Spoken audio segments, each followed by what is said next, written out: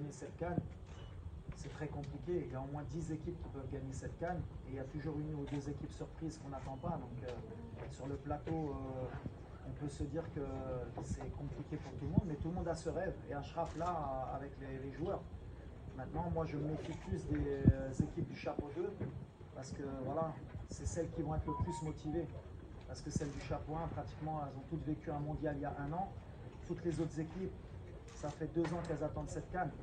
Que ce soit l'Algérie, l'Égypte, la Côte d'Ivoire, le Ghana, même si elle a participé, mais qui n'a pas eu une Coupe du Monde comme la nôtre, le Mali, l'Afrique du Sud, il y a beaucoup d'équipes qui sont, le Mali, qui sont prêtes à venir pour gagner.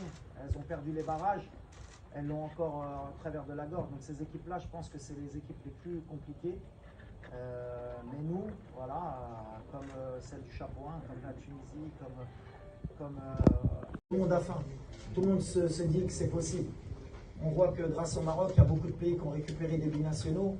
Et avant, ils hésitaient. Maintenant, ils viennent jouer pour leur pays, pratiquement tous.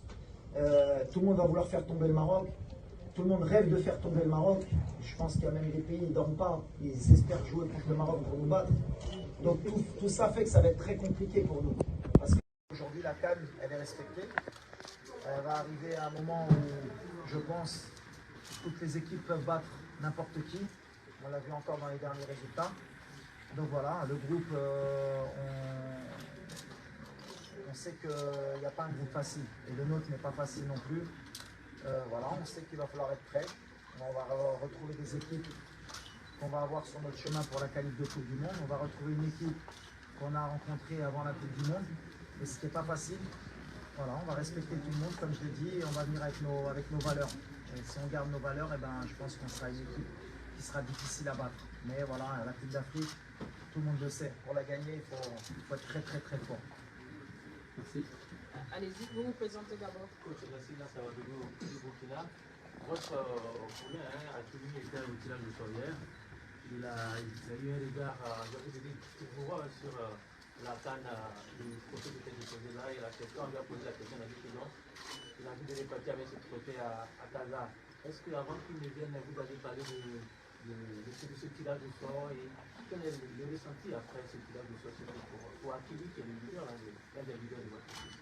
Non, mais je pense que comme l'a dit Achraf, tout le monde a des ambitions dans cette CAN. Mais aujourd'hui, dire qu'il peut gagner cette CAN, c'est très compliqué. Il y a au moins 10 équipes qui peuvent gagner cette CAN. Et il y a toujours une ou deux équipes surprises qu'on n'attend pas. Donc sur le plateau, on peut se dire que c'est compliqué pour tout le monde. Mais tout le monde a ce rêve. Et Achraf là, avec les joueurs. Maintenant, moi, je me méfie plus des équipes du chapeau 2. Parce que voilà, c'est celles qui vont être le plus motivées. Parce que celles du chapeau 1, pratiquement, elles ont toutes vécu un mondial il y a un an. Toutes les autres équipes. Non, pas remanier. On va avoir à peu près le même groupe. Mais en fait, on a créé un monstre. Le fait d'avoir fait demi-finale, on a, je pense, fait soulever des montagnes à tous les pays africains. Maintenant, tout le monde a faim.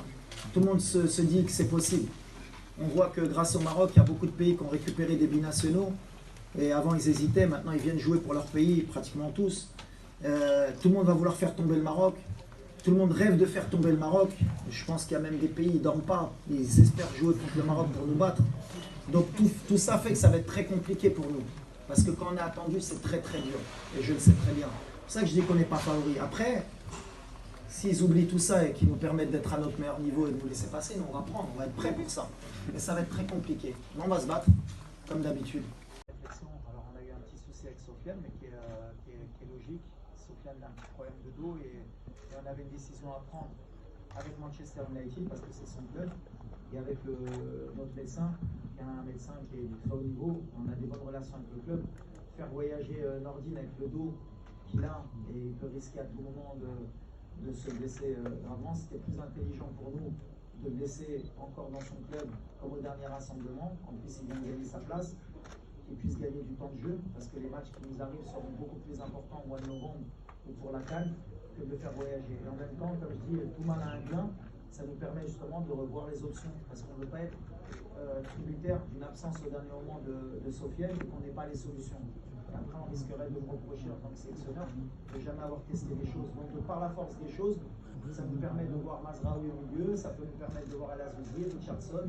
On a des options, on va prendre la meilleure possible pour l'avenir. Après, il y a aussi le cas Ziyech, comme ça on aura réglé les deux cas. Hakim qui a encore une petite raideur au mollet. Et pareil, dans le même cas que